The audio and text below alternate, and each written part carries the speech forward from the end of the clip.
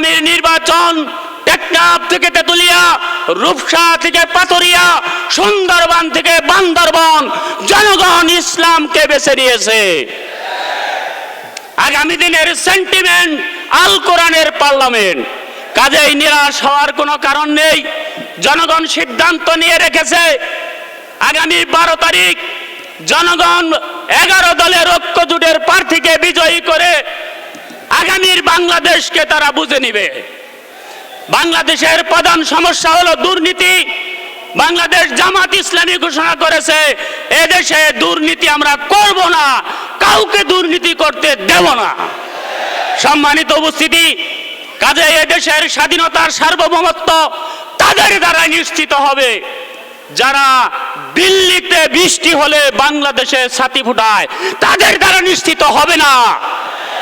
সম্মানিত উপস্থিতি, বাংলাদেশ জামাত ইসলামী জনগণ যদি ভালোবাসে বাংলাদেশ জামাত ইসলামীকে তথা 11 দলীয় ঐক্য জোটকে যদি দেশ পরিচালনার সুযোগ দেয়, তাহলে বাংলাদেশ জামাত ইসলামী প্রথম যে কাজটি করবে সেটা হলো যুবকদের প্রশিক্ষণ দিয়ে তাদের দুটি হাতকে কর্মের হাতে পরিণত করবে ইনশাআল্লাহ। বাংলাদেশ জামাত ইসলামী কর্মমুখী শিক্ষা ব্যবস্থা চালু করবে। বাংলাদেশ জামাত ইসলামী স্বাস্থ্য খাতের উন্নতি করবে। বাংলাদেশ জামাত ইসলামী যে কর্মসূচি গ্রহণ করেছে, জনগণ যদি ভালোবেসে আমাদেরকে দেশ পরিচালনার সুযোগ দেন, তাহলে আগামী 5 বছরের মধ্যে বাংলাদেশকে একটা উন্নত রাষ্ট্রে পরিণত করব ইনশাআল্লাহ।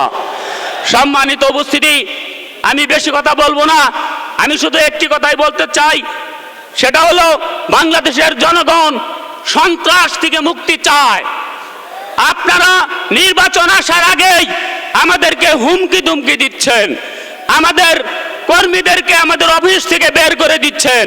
কাজে আপনারা সতর্ক হয়ে যান, আপনাদের ব্যবহার এদেশের জনগণ ভালো চোখে দেখে না।